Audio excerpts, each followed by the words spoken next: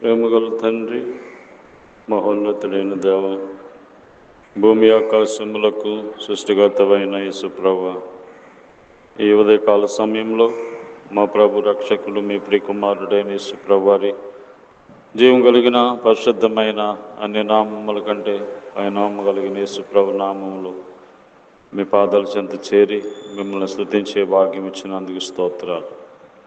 రాత్రంతా కాపాడి భద్రపరిచి మరొక నూతన దినాన్ని మాకు ఇచ్చారు తండ్రి. ప్రతి నిమిషం, ప్రతి దినం, ప్రతి క్షణం మీరే మాకు ఇవ్వాలి. మీ చేతుల నుండి అయినా మీరు మాకు ప్రతిదాన్ని ఇస్తూ ఉన్నారు. జ్ఞాపకం చేసుకోండి. ఈ ఉదయకాలం ప్రభా మీ సన్నిధిలో చేరి మిమ్మల్ని స్తుతించి ఆరాధిస్తున్నాం. మాకు ఇచ్చిన రక్షణను బట్టి, పాపక్షమాపణను బట్టి, నిత్య జీవాన్ని బట్టి స్తోత్రాలు.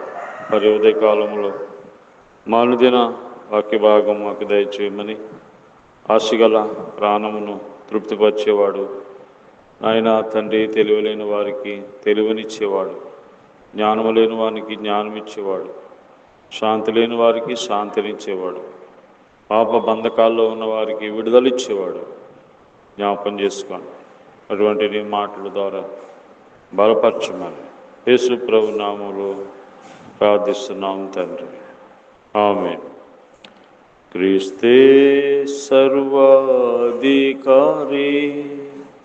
క్రీస్తే అల్ఫా ఒమేగా, ఆది అంతము క్రీస్తే, యుగ యుగములు క్రీస్తే. క్రీస్తే సర్వాధికారి, మనలా రక్షించనించి సిలువలో ప్రాణమిచ్చే, మనలా రక్షించనించి సిలువలో ప్రాణమిచ్చే, తగ్గించుకొని నా వాడై తన ప్రేమనెంతో చూపే, తగ్గించుకొని నా వాడై తన ప్రేమనెంతో చూపే. క్రీస్తే సర్వాధికారి, నీదు రక్షణ కొరకై ప్రభు సమయమిచ్చుచుండే, నీదు రక్షణ కొరకై ప్రభు సమయమిచ్చుచుండే. నేడే రక్షణ దినము అంగీకరించుమిప్పుడే, నేడే రక్షణ దినము అంగీకరించుమిప్పుడే.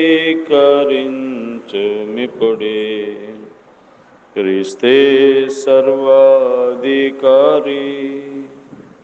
క్రీస్తే అల్ఫా ఒమేగా, ఆది అంతము క్రీస్తే, యుగ యుగములు క్రీస్తే. క్రీస్తే సర్వాధికారి.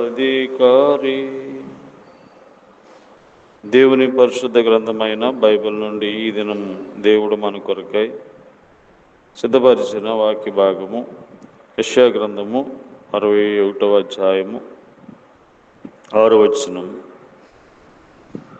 మీరు యెహోవాకు యాజకులను పడుదురు, వారు మా దేవుని పరిచారకులని మనుషులు మిమ్మును గూర్చి చెప్పుదురు. జనముల ఐశ్వర్యమును మీరు అనుభవింతురు, వారి ప్రభావమును పొంది అతిశయింతురు. జనముల ఐశ్వర్యమును మీరు అనుభవింతురు. దేవుడు తన ప్రజలైన ఇశ్రాయేలు ప్రజల గురించి దేవుడి మాటలను జ్ఞాపకం చేస్తున్నాడు. దేవుడు ఐశ్వర్యము ఇచ్చేటువంటి దేవుడు. దేవుని దగ్గర ఘనత, స్థిరమైన కలిమి, ఐశ్వర్యము తెలియజేస్తున్నాడు. తెలియజేస్తుంది. మనలను దేవుడు ఐశ్వర్యంతులుగా చేయటానికి మన నిమిత్తమై ఆయన దరిద్రుడిగా ఈ లోకానికి వచ్చారు. ప్రభువైన యేసుక్రీస్తు కృపను ఎరుగుదురు కదా, ఆయన ధనవంతుడై ఉండి మీ నిమిత్తము దరిద్రుడుగా మన కోసమై ఆయన అవతరించారు. కాబట్టి ప్రియులారా, దేవుడు మనకి ఐశ్వర్యమును, ఘనతయు, స్థిరమైన కలిమిని ఇచ్చేటువంటి వాడు. కాబట్టి దేవుడు మనకి సమస్తాన్ని కూడా దేవుడు మనకి ఇవ్వాలంటే మరి మనం ఏం చేయాలి? దేవుడు మనకి ఎటువంటి ఐశ్వర్యమును దేవుడిచ్చాడు.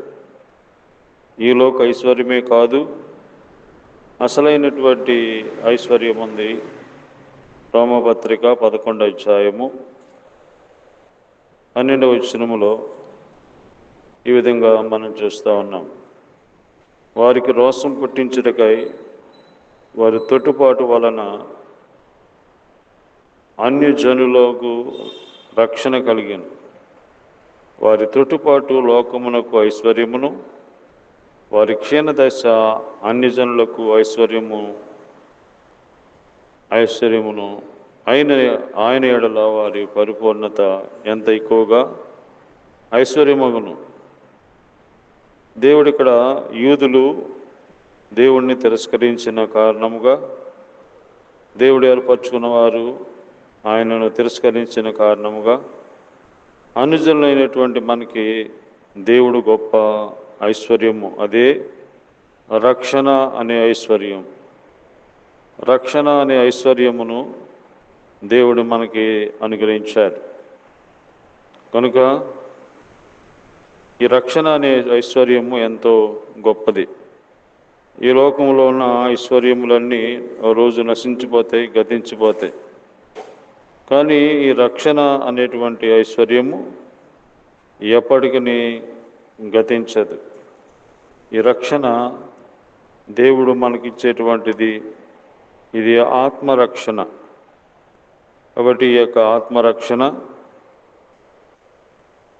మన జీవితంలో ఈ లోకం తర్వాత కూడా యుగయుగాలు ఉండేటువంటి రక్షణ. ఈ రక్షణ అనే ఐశ్వర్యం ఎవరు దొంగిలించలేరు. ఒకవేళ ఈ లోకంలో నీకు ఐశ్వర్యం ఉండొచ్చు, కానీ నీ ఆత్మని రక్షించే ఐశ్వర్యం ఏదీ లేదు. కాబట్టి రక్షణ అనే ఐశ్వర్యాన్ని దేవుడు మనకి ఇచ్చాడు. తర్వాత రెండవదిగా 1 కొరింథీ 4వ అధ్యాయము 8వ వచనములో, ఇదివరకే మీరేమీ కొదవలేక తృప్తులైతిరి, ఇదివరకే ఐశ్వర్యంతులైతిరి, మమ్మల్ని విడిచిపెట్టి మీరు రాజులైతిరి. అవును, మేమును మీతో కూడా రాజులు మగునట్లు మీరు రాజులగుట నాకు సంతోషమే కదా. తృప్తి అనే ఐశ్వర్యం. ఇదివరకు మీకు ఏమీ కొదవలేక తృప్తులైతిరి, ఇదివరకే ఐశ్వర్యంతులైతిరి. రెండవ ఐశ్వర్యం ఏంటంటే తృప్తి. ఈ లోకంలో ఎంతోమందికి తృప్తి లేదు. ఎన్నున్నా ఎంతున్నా తృప్తి లేని జీవితాన్ని జీవిస్తూ ఉన్నారు. కాబట్టి దేవుడిలో ఉన్నప్పుడు మనకు తృప్తే ఒక ఐశ్వర్యం. మనకు తృప్తే ఒక ఐశ్వర్యం. అన్నవస్త్రములు గలవారమై ఉండి వాటితోనే తృప్తి కలిగి ఉందాం. మనం ఈ లోకంలోనికి ఏమీ తీసుకురాలేదు, ఏమీ తీసుకెళ్ళలేము. చాలామంది జీవితంలో ఎంత సంపాదిస్తున్నా ఇంకా సంపాదించాలి, ఇంకా సంపాదించాలి అనే ఆశ. ఏం తీసుకెళ్తాం? దేవుణ్ణి నిర్లక్ష్యపెట్టి, దేవుని సన్నిధిని నిర్లక్ష్యపెట్టి సంపాదించేసి ఏమట్టుకెళ్తాం? తల్లి గర్భం నుంచి దిగంబరిగా వచ్చాం, అలాగే వెళ్ళాలి. అందుకని దేవుడి దగ్గరికి వచ్చినప్పుడు మనకి ఉన్న దాంట్లోనే తృప్తి కలిగి ఉండి జీవించే జీవితాన్ని దేవుడు ఇస్తాడు మనకి. కాబట్టి తృప్తి అనే ఐశ్వర్యం. మొదటిగా రక్షణ అనే ఐశ్వర్యం, రెండవది తృప్తి అనే ఐశ్వర్యం, మూడవది 2 కొరింథీ 4:7 అయినను ఆ బలాధ్యము మా మూలమైనది కాక దేవునిదై ఉన్నట్లు మట్టి ఘటములలో ఈ ఐశ్వర్యం మాకు కలదు. మా బలాఢ్యం అయినను ఆ బలాఢ్యము మా మూలమైనది కాక. బలము అనే ఐశ్వర్యం దేవుడు మనకి ఇచ్చాడు. కాబట్టి ఇది ఆత్మీయమైన బలం. అందుకని ఎటుపోయినా శ్రమలు ఉన్నాయి, అపాయాలు ఉన్నాయి. అయినా కానీ దేవుడే మాకు ఆయన బలంనిచ్చాడు. ఆ బలముతో మేము ఈ లోకములో ప్రతి శ్రమను, ప్రతి వ్యాధిని, ప్రతి బాధను జయిస్తున్నాం. కాబట్టి బలము అనే అటువంటి ఐశ్వర్యమును దేవుడు మనకి ఇచ్చాడు. ఒకప్పుడు మనం బలహీనమైన మనల్ని దేవుడు రక్షించడానికి లోకానికి వచ్చి ఆయన బలవంతుడైన దేవుడు మన పక్షంగా పోరాడి పాపమును, మరణమును తీసివేశారు. యెహోవా నా బలమా, దేవుడే మనకి బలమై ఉన్నాడు. పాపం మీద జయమిచ్చే బలం దేవుడే మనకిస్తాడు, ఈ లోకాసుల మీద, పాపం మీద. కాబట్టి దేవుడు ఐశ్వర్యం మీకు అనుగ్రహిస్తాడు. రక్షణ అనే ఐశ్వర్యము, మరి తృప్తి అనే ఐశ్వర్యము, బలము అనే ఐశ్వర్యం. ఈ ఐశ్వర్యము యేసు ప్రభులో ఉంది కనుక అందరూ కూడా యేసు ప్రభు యందు విశ్వాసం ఉంచండి. అప్పుడు దేవుడు ఈ ఐశ్వర్యమును మీకు దేవుడిస్తాడు. కాబట్టి ఈ లోక ఐశ్వర్యం ఎంతున్నా ఈ ఆత్మీయమైన ఐశ్వర్యం లేకపోతే అంతా సున్నా, అంతా వ్యర్థం. ప్రభువైన యేసునందు విశ్వాసం ఉంచండి. అప్పుడు మీరు మీ ఇంటి వారు రక్షించబడతారు. ప్రేమగల తండ్రి, వందనాలు, స్తోత్రాలు. మా ఐశ్వర్యమైన దేవుడు మమ్మలను ఐశ్వర్యంతులుగా చేయటానికి ఈ లోకానికి వచ్చి మా కొరకై కలవరి సిలువలో మా కొరకై మరణించి సమాధి చేయబడి తిరిగి లేచి నాయన మా పక్షంగా విజయం ఇచ్చినందుకు స్తోత్రాలు.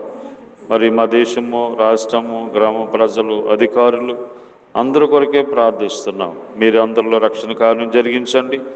ఈ లోక ఐశ్వర్యం మాత్రమే కాకుండా ఆయన ఆత్మ సంబంధమైన ఐశ్వర్యం కలుగుంటానికి సహాయం చేయమని, రోగులైన వారిని స్వస్థపరచండి. దూరదేశంలో ఉన్న వారిని, చదువుకుంటున్న వారిని, ఆయా సమస్యలో ఉన్న వాళ్ళకి పరిష్కారం దయచేయండి.